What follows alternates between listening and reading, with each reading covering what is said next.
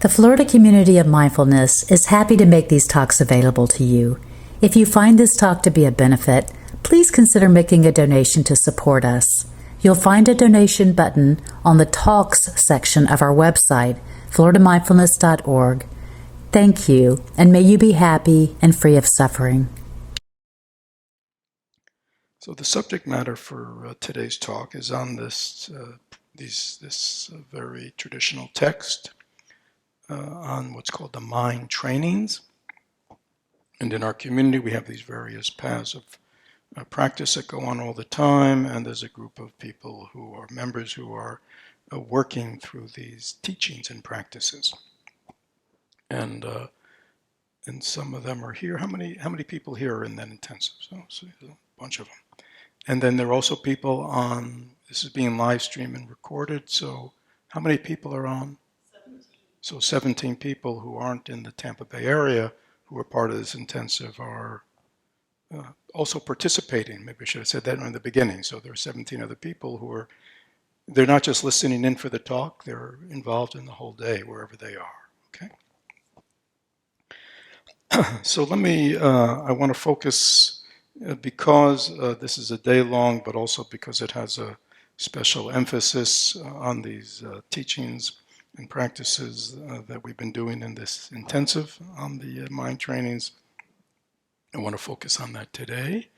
And for those of you who are not part of that intensive, or these teachings are new for you, well, you have a special treat today. Because they're quite profound. Actually, this is the part we're in. So let me just read a little bit. So these, let me just say background. These texts of these, or the teachings on these mind trainings, come from India, in the culmination of Indian Buddhism in the 10th, 11th century, and were brought to Tibet by a great Indian master named Atisha. And one of the things he brought with him was this lineage and teachings of the mind trainings that were in 7 verses. Now, what happened within a few generations was that a Tibetan, we know that a teacher brought this very fundamental teaching on the 7 verses, but then this actual text of what's called mind trainings has kind of 58 subdivisions, little slogans. And so we believe that, I'm not a scholar, but what they say is that this Tibetan master, I believe his name was Chekawa or something like that, when he received these oral teachings from his teacher, who goes back to Atisha, he wrote them down. Now, whether he wrote them down word for word or whether this was interpretation, but we know they're quite wonderful. And all these teachings deal with what's called in Mahayana Buddhism bodhicitta, Sanskrit word bodhicitta, which has multiple meanings, but fundamentally it's about the awakened mind. Bodhi is awakening, citta is mind, but it also refers to the person who is cultivating that awakened mind. And traditionally, the practices of awakening the enlightened mind has sort of 2 aspects. In Buddhism, everything sort of has at least 2 aspects, the relative and the absolute. The relative is about love and compassion. Okay. So that is in the relative world, which is our world, right? The world that we see, the world as it appears, the fundamental teaching is to function in a way that one is always manifesting love and compassion to all beings, to all life. That's kind of the fundamental support of a mind. It says here below, this arousal of wanting to awaken to one's true mind. He says, it arises on the basis of love and compassion. Even when full Buddhahood is attained, There is nothing to do except to work for the welfare of others with non-referential compassion. You know? So ultimately, this is what this path is about. It's about coming to awakening, which is just a highfalutin word of saying really coming to know who and what you fundamentally are. Not what you think you are, not what you've been taught you are, not what you heard you are, not what you feel you are, but who you and what you actually are. And you discover that through the practice of meditation, by coming home, returning to your natural, unconditioned mind. Now, the realization and the understanding of your unconditioned mind is called absolute bodhicitta. Okay?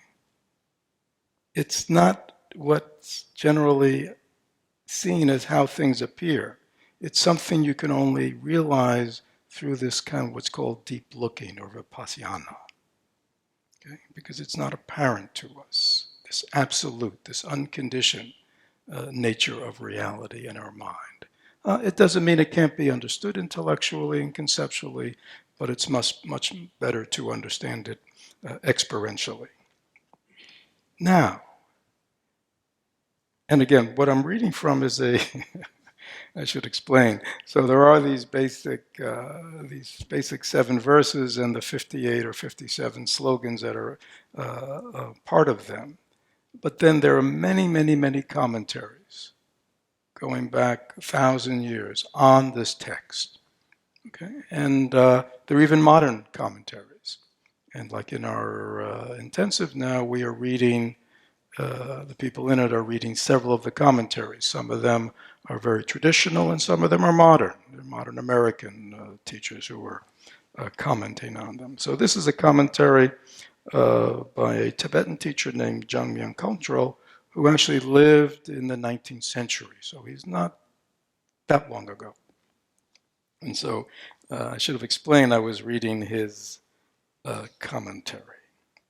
Now, in terms of the 7 points, the first point is first, and these are very simple, first train in the preliminaries. And again, I won't go into that today because we've had many other teachings on the preliminaries as well as people in the intensive. But just to know that even though today I'm going to be sharing with you some of the slogans that deal with what's called absolute bodhicitta, the unconditioned enlightened mind, the first slogan is begin training in the preliminaries.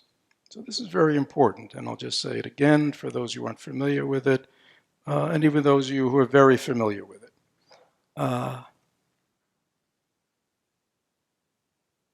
To really transform and heal and transform your mind, and to be able to really manifest your life, which means the actions of your body, speech, and mind, in an awakened and enlightened way, takes a lot of construction. And if you think about it as a building with many stories, practices being many stories, it all relies on one thing, a strong foundation. If you don't have a strong foundation, your building will not go up well. It may go up for a few floors, but at some point it's going to begin to sway. Some point there are going to be cracks in the wall. What does this mean? It means that if you really have a profound aspiration or a deep aspiration in terms of your own transformation, you have to build that on a solid foundation. And many people may find they've been at spiritual life, meditative life for years, if not decades, and somehow things don't fundamentally change. Even though they may be sincere practitioners. Right? Even though they've read all the texts, they've been on retreats, they've done all the... Why is it that still, the cracks keep appearing? Even though people go, I know better. Why is it? Well, because we don't have a firm foundation. And in the text, it really sets forth what these foundations are. We have to fundamentally change our view of life and reality, so we can see, at least conceptually, clearly, understand clearly what's going on in this world, kind of clean up all our misperceptions, and begin to live a life that has some clarity because it understands what's going on in this world. Right? And these are teachings that have to do with the fundamentals of the Buddhist teaching, which is around impermanence, around dukkha, suffering, around cause and conditions, understanding karma, and understanding the precious opportunity that we all have to be born a human being and the opportunities we have to encounter a spiritual path. So when one really understands this, not just intellectually, but really gets it, 80% of your afflictions are going to just disappear. Because most of our afflictions are because we can't accept reality as it is. Right? So we're endlessly grasping at things that are ungraspable. We're endlessly looking for happiness in things that fundamentally don't give us happiness. We're endlessly pushing away things because we think they're getting in the way and we don't want them. And so we're very busy. Why are we so busy? Because we don't understand. We don't have correct view. Okay? When you have correct view, then life is a lot easier, even if you don't even cross your legs to meditate. So this is important. I mean, because Americans, we're very much, we think intellectually we understand everything, and so now we think, bring a little mindfulness, a little meditation in my life, only make it better. Right? Doesn't say it doesn't have a therapeutic value, but it's rather transformative.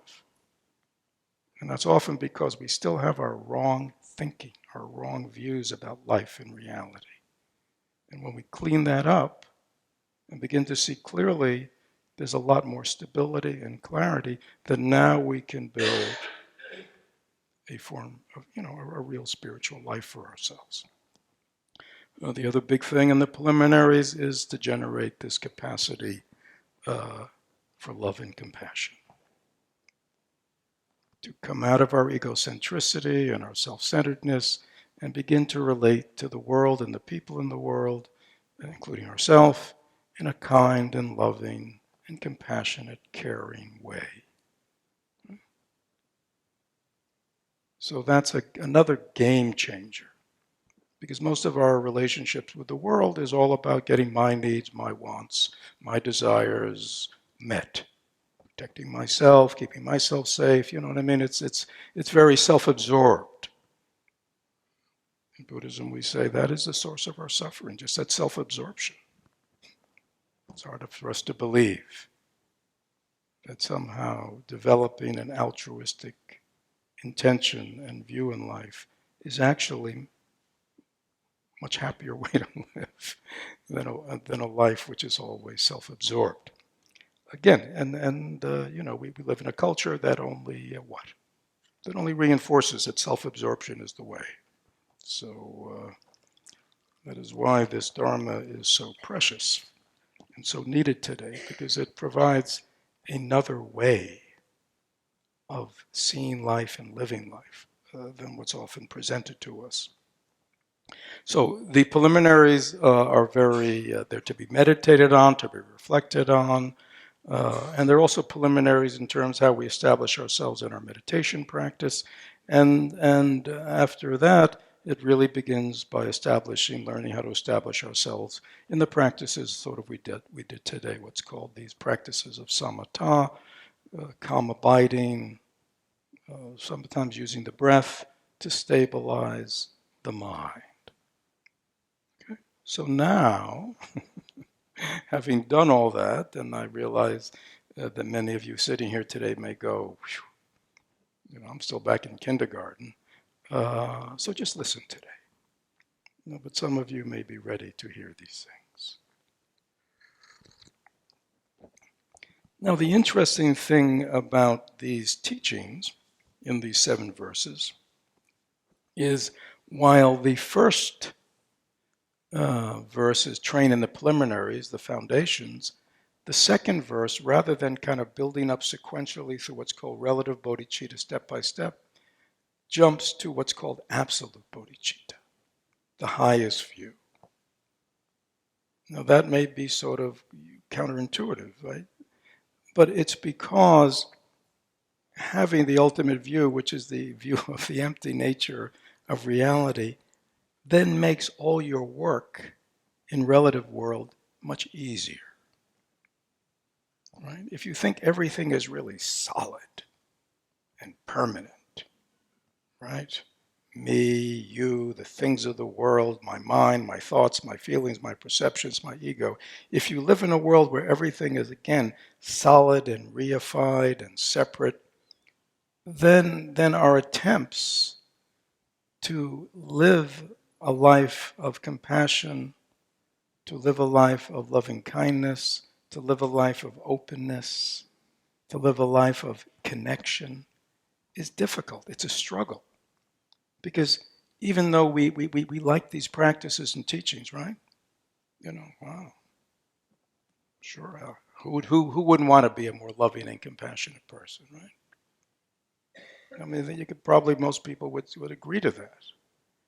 But yet the actual practice of it, even when you're well-intentioned, is very challenging, if not difficult. Because we still are so attached to this view of the world and our thoughts and our feelings and our mind as solid, permanent, self-existing things. Because that's the way it appears.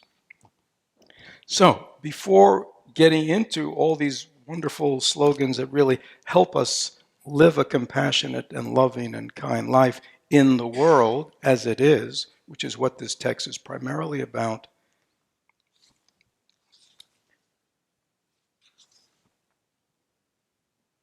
when it gets to the section of actually training in bodhicitta, it says, begin with the absolute. In the first slogan, after you have done the preliminaries and stabilized yourself, as we talked, the first slogan is simply, regard all phenomena as dreams. Very simple. So this is taking lots of teachings, lots of philosophy, psychology, and putting it into 1, 2, 3, 4, 5 words. Regard all phenomena as dreams. So now we're really getting into sort of Buddhist psychology, or how a Buddhist sees the world. So, what is phenomena? Everything is phenomena, right? So phenomena are the things we see, the objects we see. So right now I see you. You're my phenomena. That's the phenomena. You're looking this way, that's your visual phenomena, right? That's phenomena. When we hear, sound phenomena. That's a phenomena. Something appears. A sight, a sound, a smell, a taste, a touch, right? So there's the 5 senses that all are, perceiving phenomena, things. Let's call it things. Okay? As well as our mind, in this case our conceptual, our kind of conceiving mind, has objects too. And I asked you to observe the objects of your mind. And what did you see? Thoughts, feelings, perceptions. So you put all this together, and what do you got? Our experience. We're always experiencing phenomena. Is that clear? I mean, is there any question? Let's work through this today. So our whole experience of the world is that we are endlessly processing phenomena. The phenomena, where is the data? The data is coming to us through our 5 senses and through our thinking, perceiving, remembering mind, our conscious mind. You put those together and you get what? Us. How we think we are. That's our world, right? We exist in the world of phenomena. Now, the commentary of Kancho Rinpoche, Jamyang Kangchul, is he says, so, I mean, is that clear? That's phenomena. And the slogan is telling us, regard all phenomena as dream or dreams, or I like to say often dreamlike, because people can go a little extreme if they think it's like a dream only. Is that clear? So, fundamental human experience, we're always experiencing phenomena. That's what we base our whole life. That's the data. And he's saying, relate to it as if it's all dreamlike, which is the opposite of what we do. Is that not true? We relate to phenomena as if it's real, solid, important, significant. So we enter the world of phenomena with this sense of, again, solidity. We think our thoughts are real. We think our feelings are real. We think our memories are real, right? We think all the things we see are real things. Why do we do that? Because they appear that way, don't they? It's not like we're crazy. They appear that way, don't they? I mean, is that right? I appear in this moment to you as real.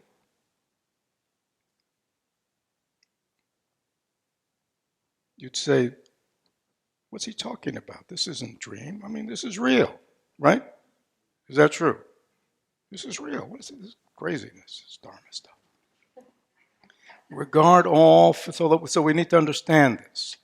So he says, this is his commentary on this phrase. He says, actual phenomena, that is the world and its inhabitants, are objects that we grasp at with our senses.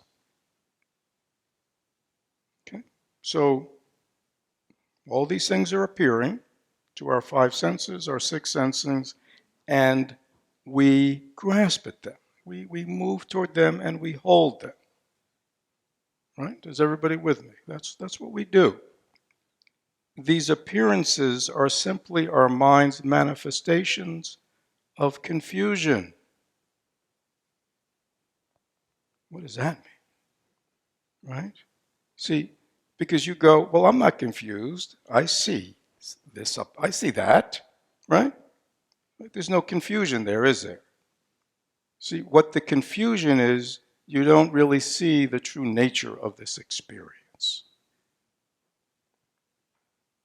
You're only caught up on how things appear and not how things really are. Because then he goes on to say, in the end, they're not actually existent in any way whatsoever, but like the appearances in a dream. Now, this is important. This is why they use the word dream. Okay? Anybody dream last night? Or at least remember dreaming at some point in the past. All right. Now, remember, when you were in the dream, how did it seem to you? Real. Right? Remember that. When you were in the dream, it appeared real. Why did it appear real? Because you saw things, you heard things, you smelled things, right? You felt things. And you also felt that you were having the experience, weren't you? Is that clear? And yet, when you awaken, what do you realize about that very real experience that you just had? Was it real in any inherent way? No. And yet, when it was happening, did it seem real? And yet, when we awake, we realize, wow. You know, and again, if it was a really wonderful dream, you're a little disappointed that you woke up, that it's not real, right? And if you had a really bad dream, you're quite happy that it wasn't real. But either way, you know, whatever happened, it didn't have any inherent reality to it. In truth, it was only a creation of what? Our minds. And yet, when we're dreaming, we think it's real, don't we? Is that clear? Now, right now, look at me again. I'm not narcissistic. I mean, this is just to prove a point. Do I look real? Does this experience feel real? But remember 5 minutes ago when I asked you to look at me, you thought that was real. Now, what happened to that experience that you had 5 minutes ago? Where is it? Where is it? Gone.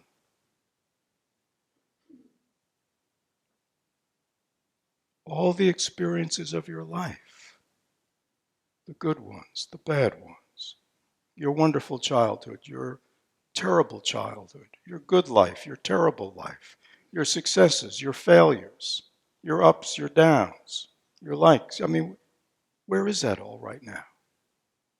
Where is it? Can anybody see where it is? Just look. Really? You look in your body and you see it stored? Look in your body right now. Do you see any storage facility? Really? Look. Do you see memories when you look in your mind? Are memories real? You know, how real is anything else? What? Yes, there is a good answer. Your memories, aren't they just like dreams? They're just mental. I mean, they're not real. I mean, if you have a memory of something you did when you were 10 years old, what is your name? Josh. Well, if you have a memory, have a memory of something from your childhood. Okay, just generate a memory. Are you there? Okay. Can you show me the memory? You could draw it, but is that still the experience you had when you were 10? Is that the real experience, Josh? I mean, is it real right now? Is it really happening right now, that experience? And what's the truth about the past? It's gone.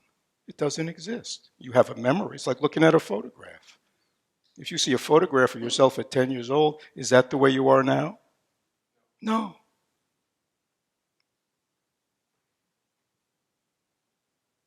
Are memories any different than dreams? They're just made of mind. Do you remember a dream? No. How real is that memory? You remember it. But if you look right at that memory, that thing you're calling your memory, it's not a real experience anymore. You have an image, you have an impression. That's all you have. Like a dream. It's not here now, is it? It's in the past. And where's all the past? Turn around. Do you see it behind you? So this is deep stuff, Josh. You're sort of in Buddhism, you're sort of in the deep end of the pool now. And I realize for some of you, so just go with it, okay? You don't have to accept it or believe it. This is not like that, okay? This is meditative experience. This is something that you can experience for yourself.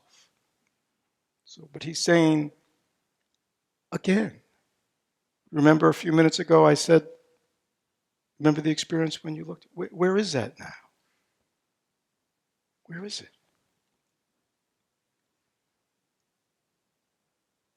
It's dreamlike, this reality.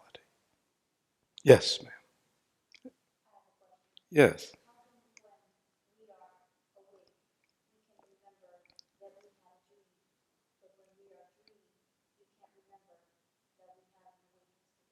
Yes, I like that. So say that again and I will repeat it for thee. How come when we are awake, we can remember when we are awake, we know that we were actually only dreaming. We're in the dream. Do we not know that? Yes. So that's very good. What's your name? Triana, I give you an A for that one.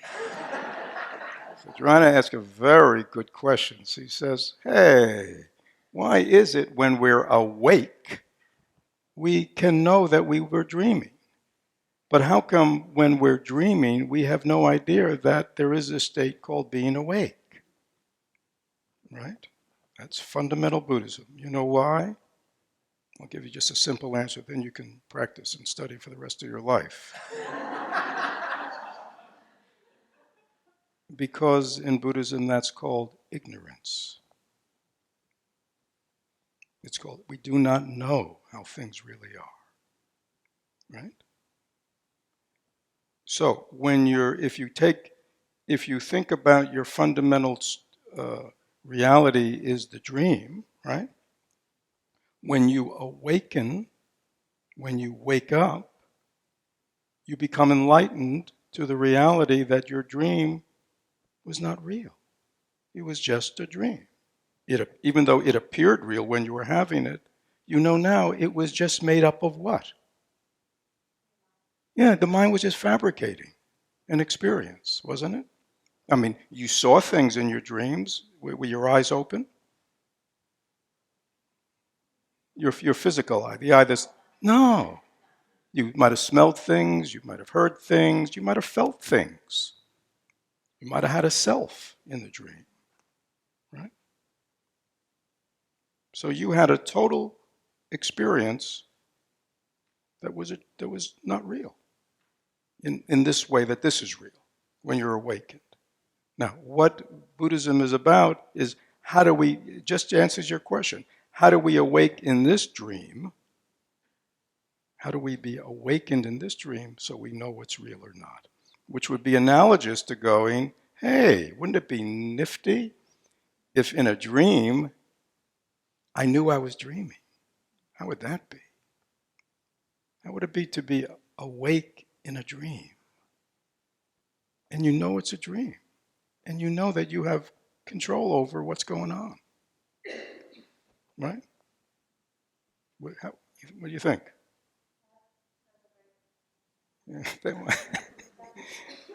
But wouldn't that be kind of nifty? To be awake in the dream? To know you were dreaming? See, if you knew you were dreaming in the dream, then if you were having a bad dream, would you be scared?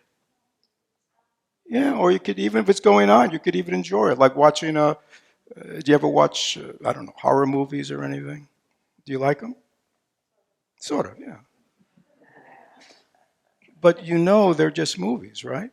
So you can just watch a horror movie, even though it's a horrible thing what's going on. Yet, I mean, a lot of people enjoy them.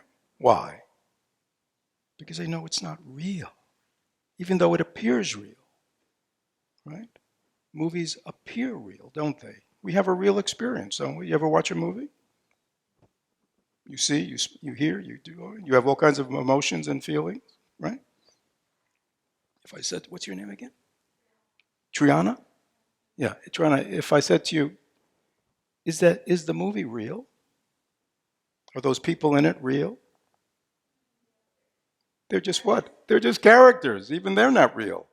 So I'm having a totally unreal experience. The movie's not real. The characters that are having the drama aren't real. And yet, you're feeling what? All kinds of stuff. Right? Yeah, so, yeah.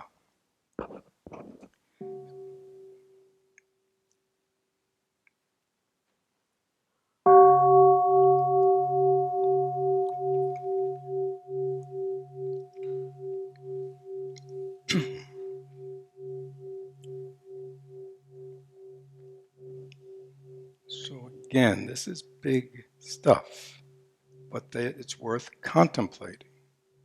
Like Josh is still maybe over there going, well, what is this about? Aren't memories real? Aren't thoughts real? Aren't dreams real? Isn't this real? Right? And I certainly grant, in the moment they appear real. But like Triana very wisely said, just because in the moment something appears real doesn't mean it's intrinsically real. Because what do we know about a dream? What is the nature of a dream? Is it a solid, permanent thing? No. What do we know now about, like if I said to you, does this experience you're having right now seem real? And you would say what? Yes. But is it intrinsically real and going to be always here? Say it's a solid, stable thing, this moment? And you would say what? No. And as Triana again wisely pointed out, to know that is very liberating. Because what happens when you don't know it? What happens when you don't know that whatever your experience doesn't have any intrinsic solidity or reality to it? We do what? What do? We do two things. To those things that we want, right, that we feel are good, we what? We attach, we grab on, we grasp, right? To those things we don't want part of the dream, we do what? We push it away. So our whole life is about what? Grasping, pulling it in, desiring, wanting, grasping, holding on, feeling it slip away, panicking, getting angry, irritated, sad, hurt, right? Right? Right. Or we're just pushing.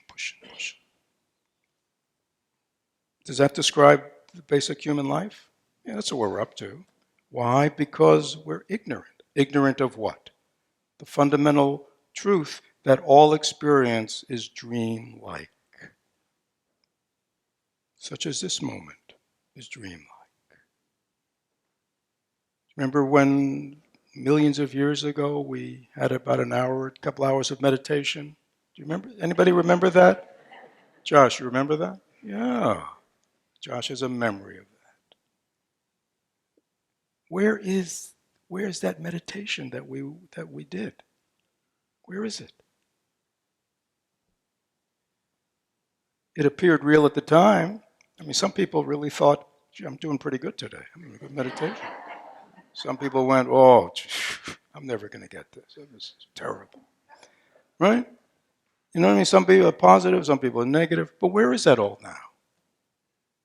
Where is it all? The experience, your emotional reaction to it, where is it all? Gone. Why is it gone? Because you had some kind of magic potion? You had some fairy dust that made everything go away? Why is it gone? Why is it gone? See, this is very interesting. Why is it gone? Because it was never real to begin with.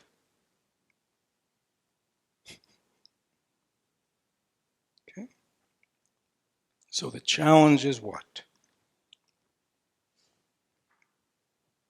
To begin to train yourself as you go through your day to have this sense of the dreamlike nature of your experience. He's not suggesting you stay in bed all day. Okay? Or it's not suggesting, well, if it's all just a dream, I might as well, what? Go to the beach. Okay? In Buddhism, we call that nihilism, going to an extreme. It's like, oh, it's all a dream, all phenomena is dreamlike, nothing has any meaning or consequence. I just won't go to work today, I'll just go to the beach. I won't pay my rent this week. It's all a dream.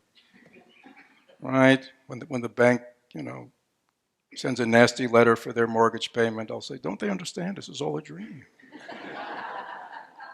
Okay? So you don't want to go too far.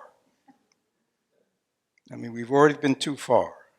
We think it's all real and solid and very serious. The other extreme is there. You want to find that where you can be in the world, having your experiences, but see all experience as dreamlike. Is that clear?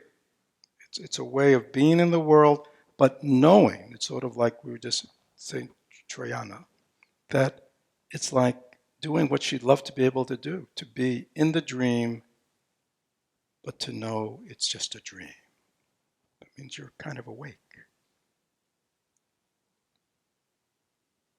So you can be in this experience, but now that we've gone over it a couple of times, is this experience we're having in this moment real, solid, and permanent? No. And yet we're here. But we don't have to grasp it.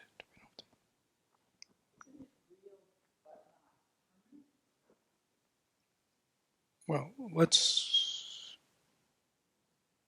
impermanence is part of the quality of this moment. Yeah, it's all part of the same. But it's the issue is real. See, in Buddhism, real has very significant meaning. Because when we say something is real, we mean it's what? This is real. Right? Which means it's solid, permanent, this is real. But the truth is, as soon as I say this is real, it's gone. Right? I mean, if I said to you, every word that I've spoken so far today, and unfortunately I'm speaking lots of words, where are all those words? Anybody know? Where's every word that I spoke? What? Right. It's like Josh said. It's like a memory. Right. So now we have tape recorders or everything, so we can kind of concretize. But that's not the real thing. It's not this. That's just an impression of this. This is real. And as soon as I say this is real, it's gone. Yes.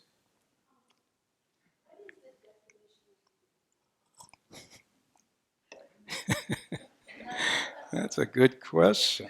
You see? So the question is, what's real? Well, there are many ways of looking at that. So the first thing we want to go is to see all the things that we name as real and to really realize they're not any real in a solid. Like right now, this flower looks what? What's your name? Erica. So Erica, this looks real, doesn't it? Right? It really looks like it's a real flower, isn't it? Okay. Now, if I took it apart and took off all its petals, all its blossoms, and just cut it into tiny little pieces, what happened to that flower? Is it still a flower?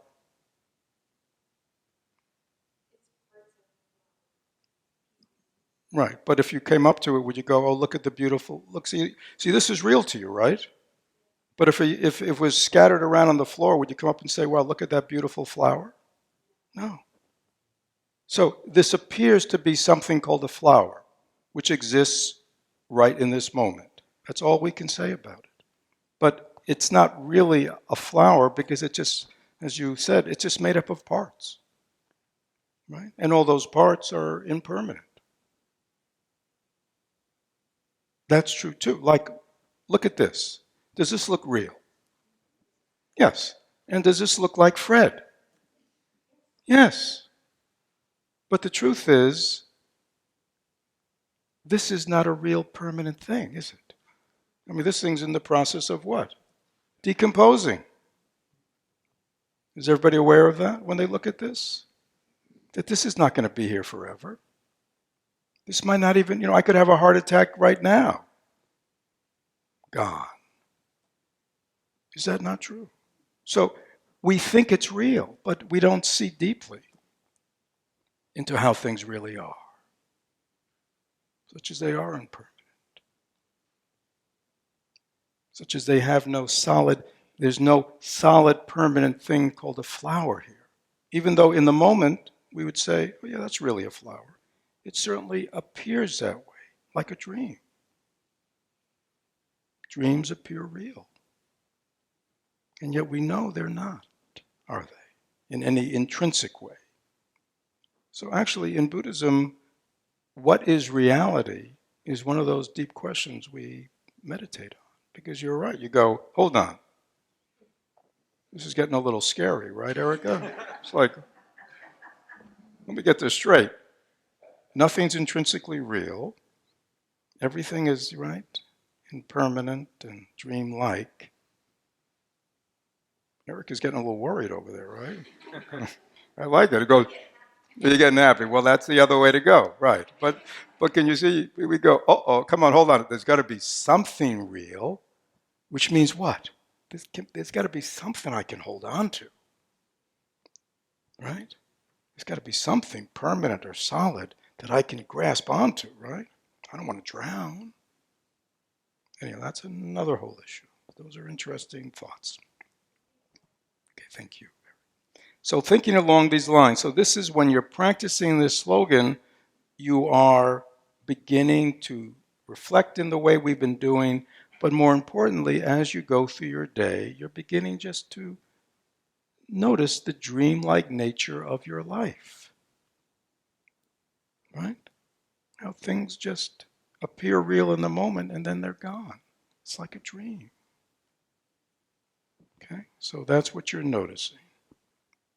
Anybody ever really get stuck in a drama in their life? I mean, there was a lot of anguish, anger, fear, hurt, sadness. Anybody ever know anything like that? Right. At the time, did it not seem real? It seemed like what? The realest thing in the real world. And yet if I said to you, if it was so real, where is it now, that drama? Where is it? If it was real, it has to exist. Where is it?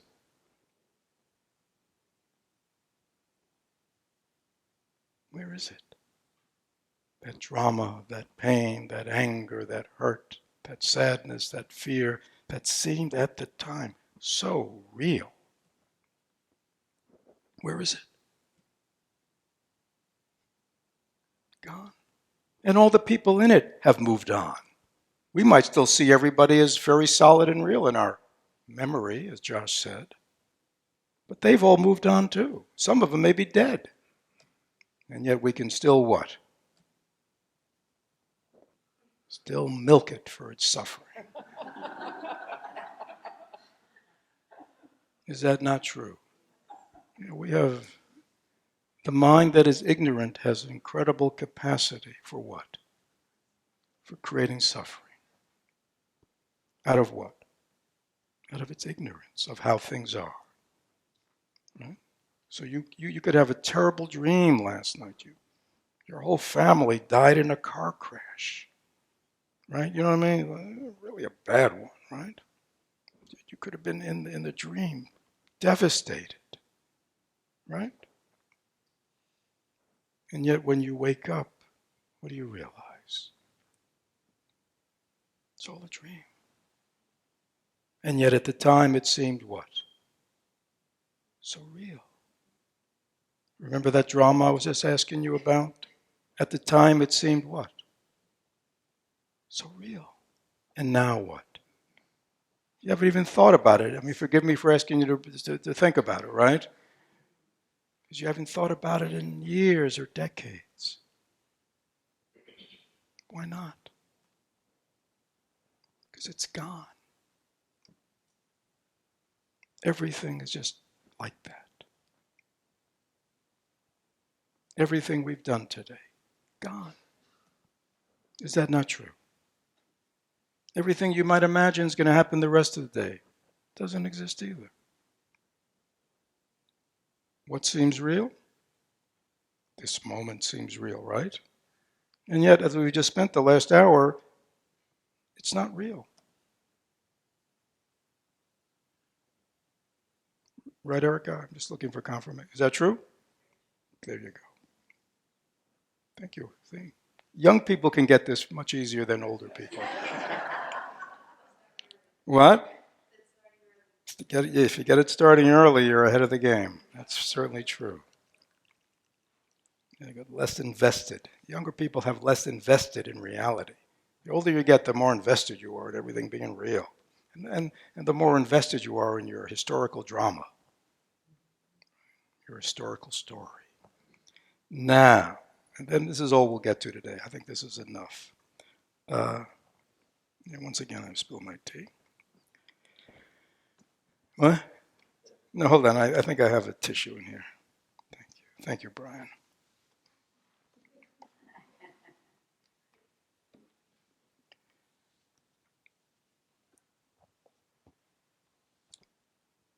You see, all that just happened, right?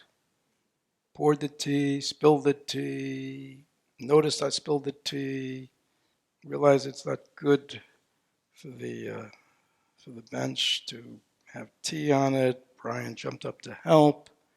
I put my hand in there, remember that tissue, pulled it out, wiped it off, sitting here talking to you, telling you the story. It's all gone, isn't it? Where is that tea that spilled? Where's that whole experience? Where is it? Josh would say what? I have a memory of it, right? You could manufacture a memory. But you would say, it's really not real, is it? Yeah. Well, you just, don't take my word on it. It's important. Buddhism is very practical and open to challenging. You just check it out for yourself. Now, this next one is very significant. Now, I don't know if our younger people have figured this one out yet. But if you've begun to notice that all phenomena is dreamlike, right, as maybe you're beginning to accept, there's an obvious next question. Can the young people guess what could that next question be? It's sort of like if I'm aware that everything is dreamlike, right? Can you get that one, right? Now, the next obvious question would be what? What is it that's aware? Hold on, right? Can you see? That would be the next thing I want to look at. Okay, I get it. All phenomena is dreamlike. But what is it that's aware of that? Is that a solid, real thing? You see, I mean, wouldn't that be kind of a thing you may, no, well, you could be very, you might feel cheeky just kind of getting this dreamlike thing, right? This could be enough. Right? I mean, this could be disorienting enough to begin to kind of see life in a different way. And actually, I mean, I'm just going through the teachings today, but in reality, these are things that you practice over months and years to really get it. So, once one's really clear about the dreamlike nature of phenomena, then the next obvious logical thing, well, how about this, right? How about this that's aware of all that? I just came to that conclusion. Is that a real solid thing? One would hope so, wouldn't one? I mean, it's got to, as Erica just said, I mean, there's got to be something solid and real here, right? I mean, or it's really a very strange world. So, the next slogan is, see, these ancients were very wonderful, very brilliant. They just kind of followed the evidence logically. All right.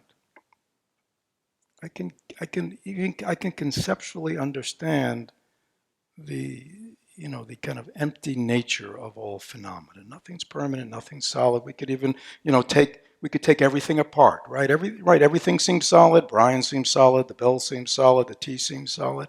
But we know science can show that it's really not, is it? It just appears that way. And everything this cup didn't just come out of nowhere. This cup was dependent on all kinds of materials and fabricators and factories and people. I mean, there were many causes and conditions that actually brought this thing we call the cup into being. It didn't just spring. Cup. No. Buddhism, we call that dependent origination. Everything's dependent on everything else. So that's another way to show that nothing has any solidity in the phenomenal world. Okay, so this is big. But then he says, should you wonder if mind in itself is real? Right? Good question.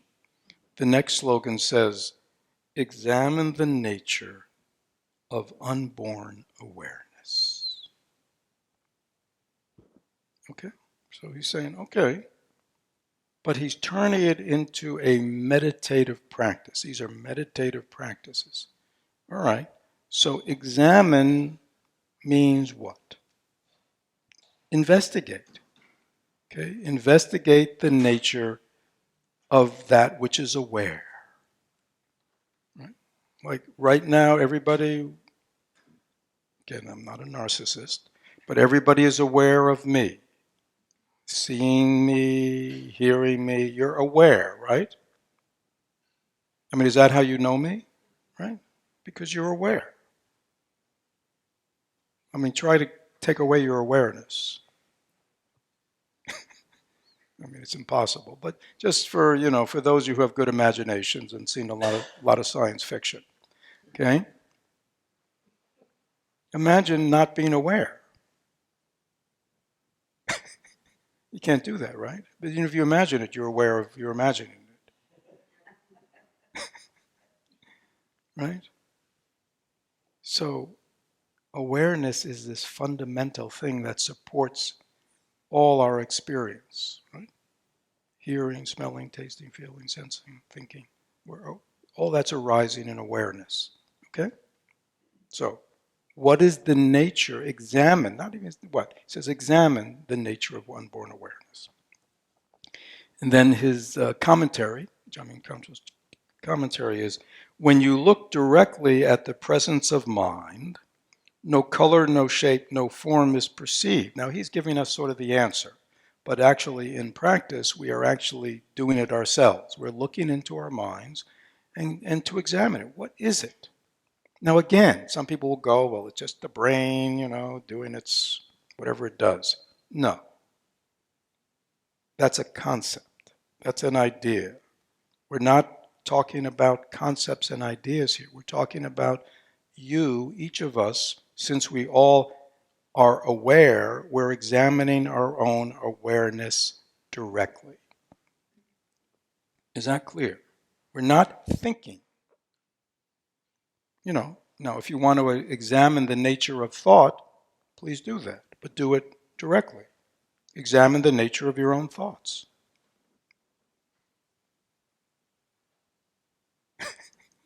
I mean, how do you know you have a brain?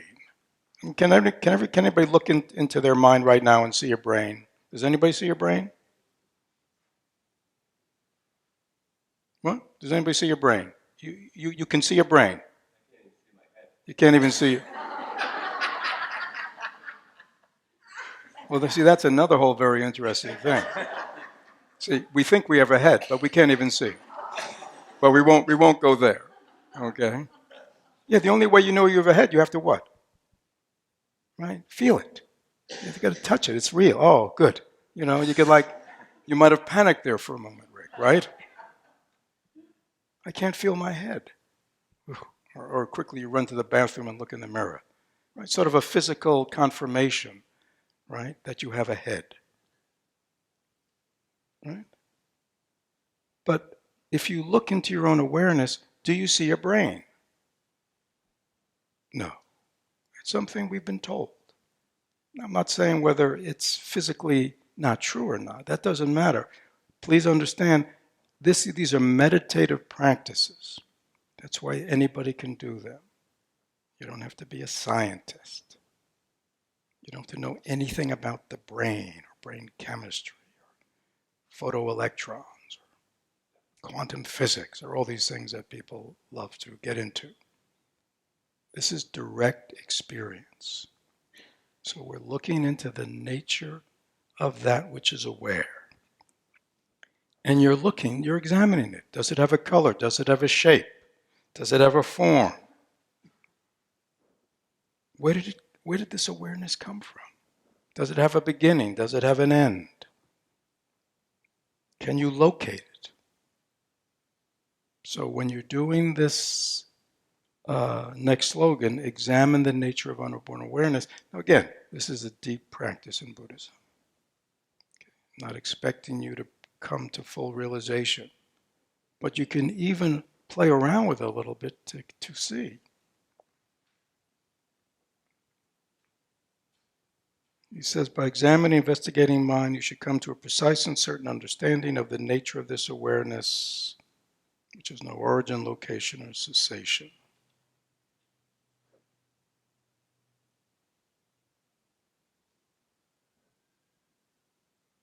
So,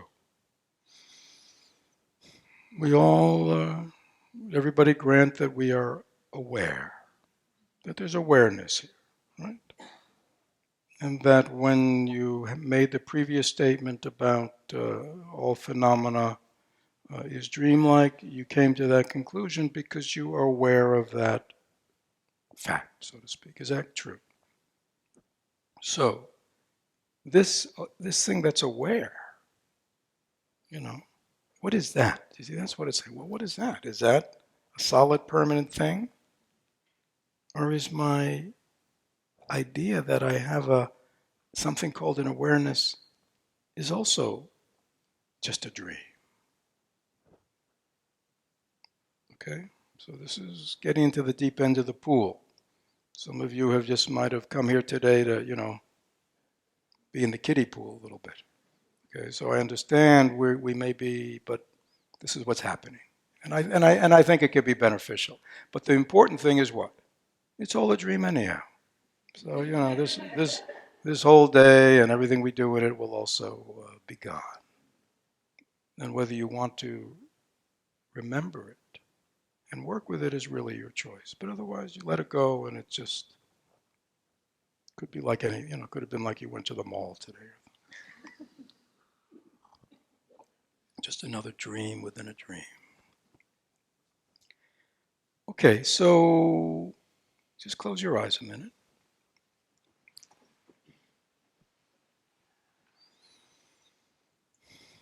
Okay, it's easier for some when you close your eyes. And again, right now, if you can hear, you are hearing these sounds, right? You're hearing that. You're aware of these sounds. You may be aware of sensations in your body. Okay? You may be aware of thoughts arising and passing in your mind. So this is all unfolding in your awareness. So kind of get it set up first, like become aware that you're aware of all these things. You're aware of, that all phenomena is dreamlike, or you're aware of memories, or you can be aware of anything. This awareness, is very malleable, we might say. And now you turn to look directly into that which is aware. Wherever you think that awareness is, wherever you think that which is hearing, smelling, tasting, feeling, thinking, remembering, perceiving, all those functions of your awareness. But when you look directly into the awareness itself, you examine it. What is its awareness? Is it a thing? The thing is defined by having characteristics. Does it have a shape? Does it have walls and sides?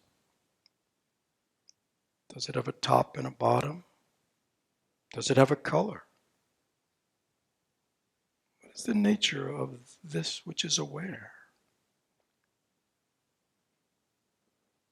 Examine the nature of your own unborn awareness. Examine means you've got to do a little work here. You're examining your own awareness. There's something that is aware right now and is hearing this voice, this sound. What is the nature of that? Is it a thing? Is awareness a thing? Some of us may think, well, I'm the one who's hearing this. I hear this. Me. Okay? Look right into where you think that I, me is right now. What is the nature of that? Do you see something there? Solid? That has a form, a color, a shape? What is the nature of our unborn awareness?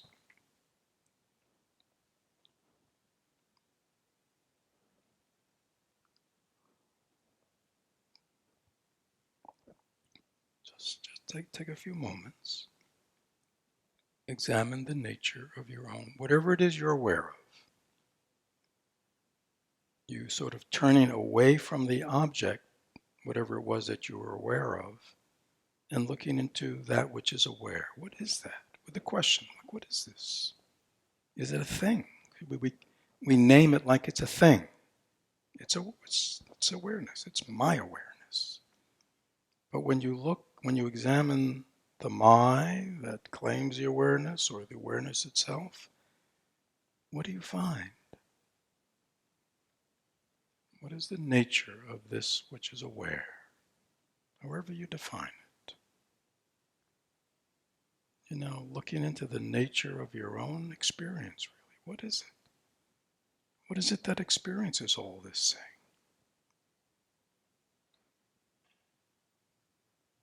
But you're examining it by looking right at it.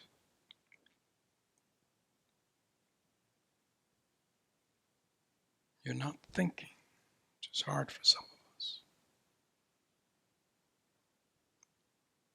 Your own experience. What is your experience? You wake up in the morning and you may go, oh, I'm awake. See, what is it that knows you're awake? What is that? That's aware. When you look for it, what do you find? Again, we think there must be something real called awareness, something real called me. But when you look right into it itself, what do you see? Examine it for yourself. So this is very empowering. No one's trying to feed you anything. Please understand these instructions are saying examine the nature of your own unborn awareness.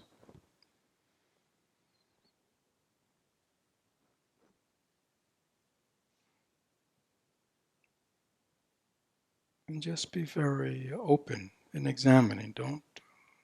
A good researcher doesn't have preconceived notions of what they're supposed to find. A good researcher just follows the trail. So you're following the trail back. So you can examine the nature of your own awareness, your own mind. Whatever you think it is. This is not thinking, this is examining.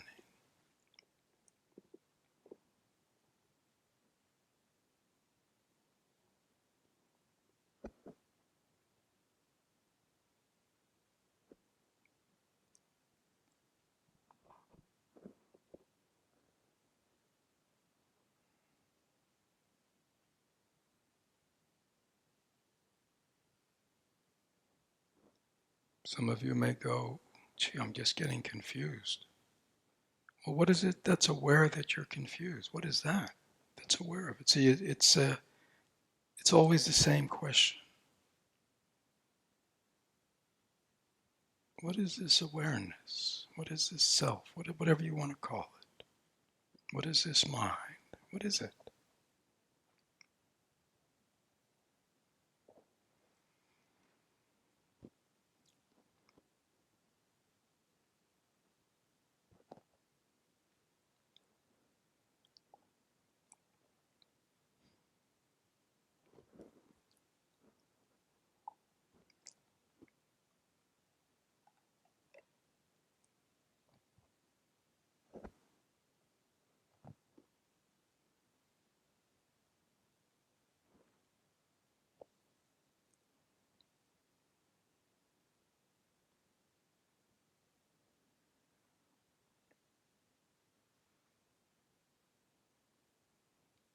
In this, we're all equal. Whether we only have a high school GED, or we dropped out in 8th grade, or whether we're postdoc. This is not about any of that. This is a different kind of intelligence. This is a different kind of wisdom. What is the nature of my own experience? Who am I? It's all about that.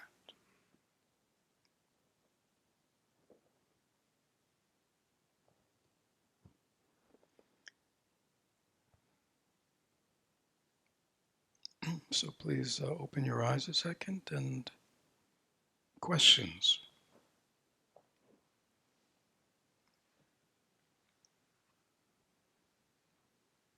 Yes.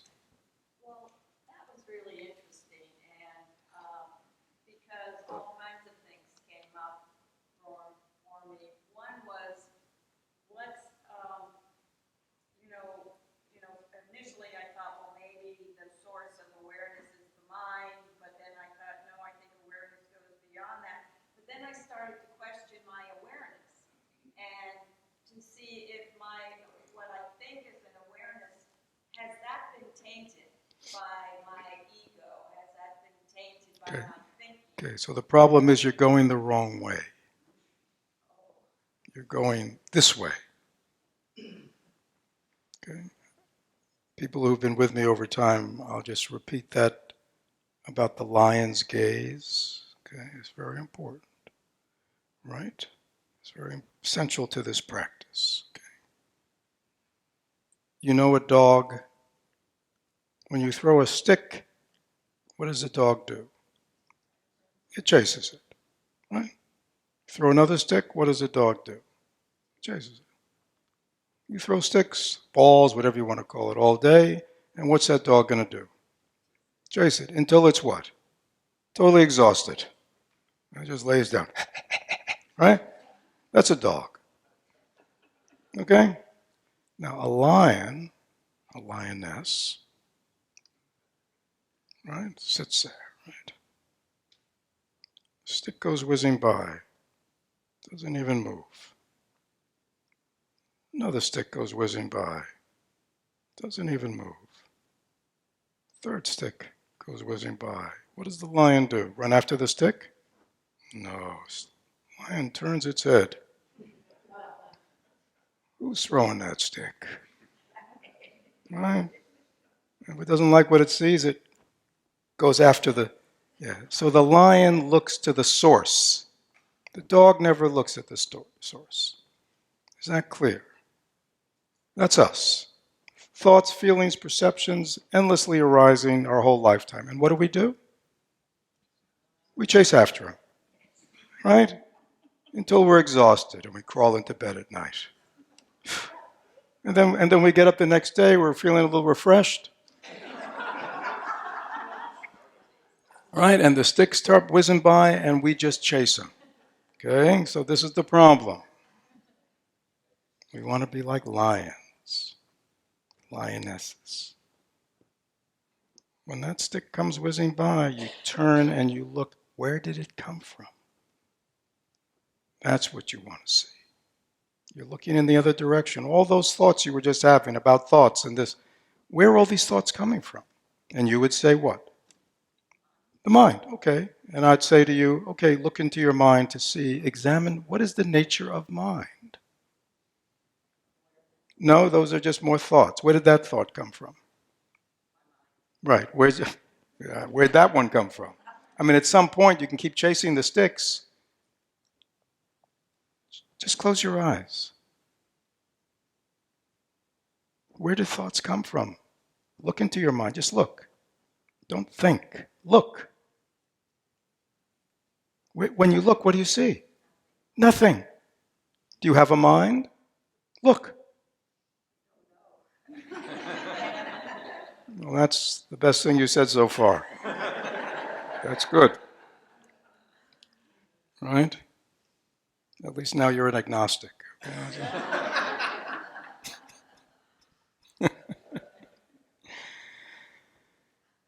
Other questions? How'd you do with that? People find it hard, easy? What kind of... Yes, Antonella.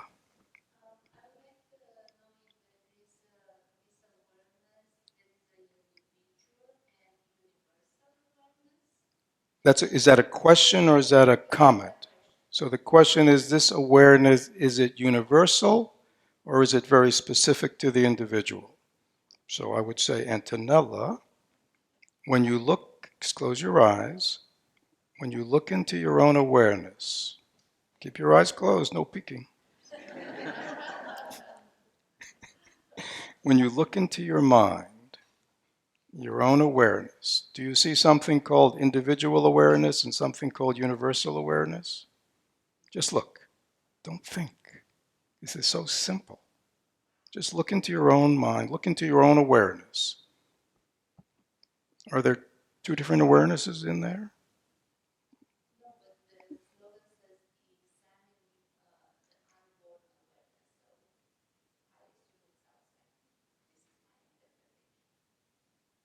Where'd that thought come from? Examine the nature of where'd that thought come from, and or how are you aware of that thought? This is going to the source. Okay, it's hard for us. We're dogs. We spend our whole life just chasing after, no matter what thought comes up, right? I mean, you could be having a nice day, and all of a sudden, your mind will invent a problem, right? You could be having a nice day, and it'll sort of, let's think about that a while, right? It's all being fabricated. When you look into your mind, that which is aware, that which is aware of me, of you, of your conversation, of your questions, when you turn and you look directly into that, what do you see? Just look. What do you see, Antonella?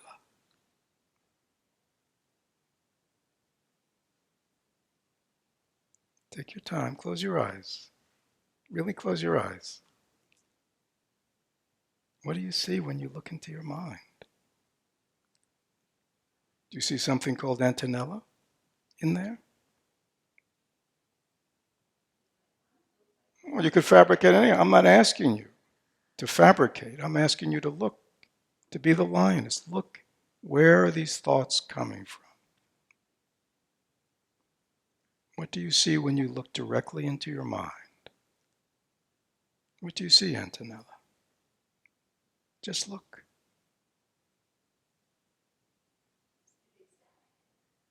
But when you examine, even as far as you've examined, what do you see? Do you see something called a mind? 6x8? Bluish tinge? Is that what you see when you look into your mind? You look into your awareness, do you see a thing? I don't know, the gentleman next to you, he's shaking his head. What do you see when you look into that which you call my mind, my awareness, my whatever? What do you see, Dragos? Nothing. No thing. It's important. It's not like, because we know we're aware, right? So there's something going on here, right? But when you look to see, is it a thing? Does it exist like a thing? You'd have to say, what? No. This is the great mystery, right? It appears, and yet when you look deeply into it, you see there's nothing there. It's not a thing. But we have to see that. So if I said Antonella, I mean, is that Antonella's body that I'm looking at? And you would say, what? Of course it is. What kind of crazy question of that? Of course that's Antonella's body, right? So you believe there's an Antonella who claims that body for herself, right? It's my body. It's Antonella's body.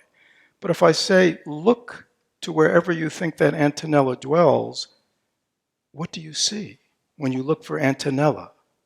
Can you find an Antonella inside your mind? Just look. What do you see? Do you see an Antonella? No.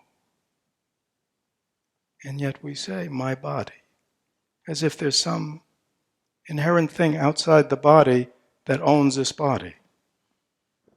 I mean, we do talk this way, and we go to the doctors, we have a relationship to this body. But my body, it's very interesting. Just examine it. Yes, somebody, yeah.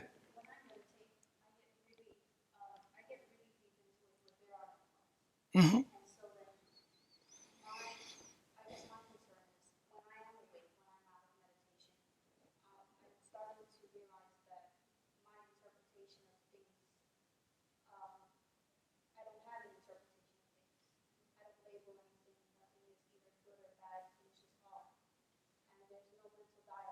Mm-hmm. Mm-hmm. Very dangerous. Yeah. So, yeah.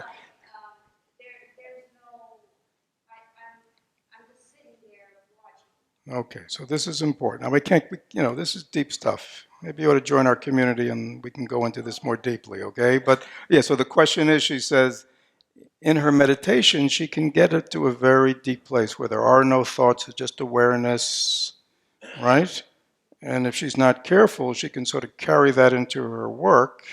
And when her boss is speaking to her, it's like, all right. So yeah, so these are meditative instructions. There are a lot of other instructions that are coming about how to be in the world. Right. And that's why it says dreamlike. Right? It's like it's not as if you don't have to show up here today. Right? It's not as if you don't listen here. It's not as if you're not participating.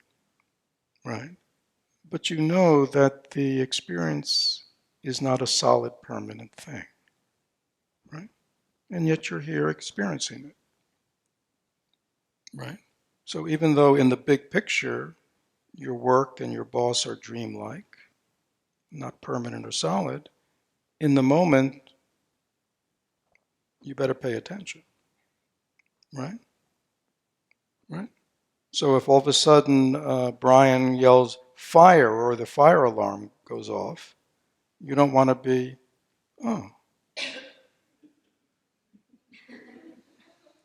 Right? You see what I'm saying? I want you to get up, okay? So there's a middle place. This is big stuff. Yes, ma'am.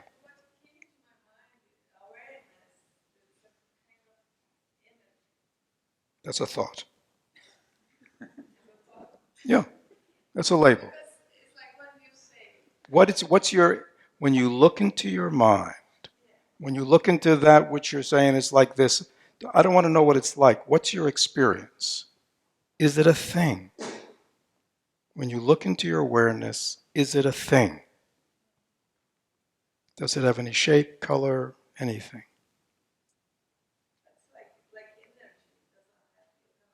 Okay, so that's just a word, but we don't, at this point, we want to get beyond words. Remember the sticks? Energy is a word. Flower is a word. Thermos is a word. We want to get to the thing itself. When you look, it says examine. It doesn't say intellectually understand. Examine. Do you like fruit? What's your favorite fruit? Grapes. What does a grape taste like? What does that mean? Sugar sweet. What is the taste of a grape? Ah, there you go. Right? You can't really explain it, can you? But you know it, don't you? But you can't explain it. But you know it. It's like that. Okay? You want to know it. And yet there are no words for it, are there? I mean, can you tell me what it's like? I mean, how would you distinguish you know what I'm saying? I could go on, but I mean, it's like that.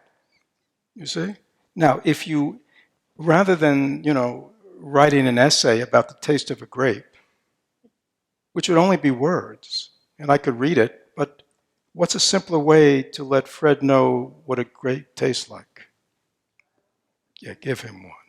It doesn't have to be words, does it? Oh, now I know what. That's what a grape. It's like that. But we have to give up our addiction to words. Not that they don't have a place, but they're not the real thing. Okay? So if you're confused, okay, that's good. These are questions. We're beginning to look into the nature of reality. As I said to those of you who are coming for a nice relaxing day of mindfulness, This may not be what you bargained for, but as I said, we have this intensive going on, and I invited the intensive people to come today, so I'd give them more explanation about these teachings. So, but these are wonderful teachings, and everything that has been shared with you today is about you. And whether you are a member, non-member, a meditator, a non-member, a Buddhist, a non-Buddhist, it doesn't matter. We all have the same mind. Right? Believers, non-believers, Christian, Jews, Muslims, Buddhists, all have the same mind, all has the same nature. That's where we are. That's where we're the same. So good, we'll stop here.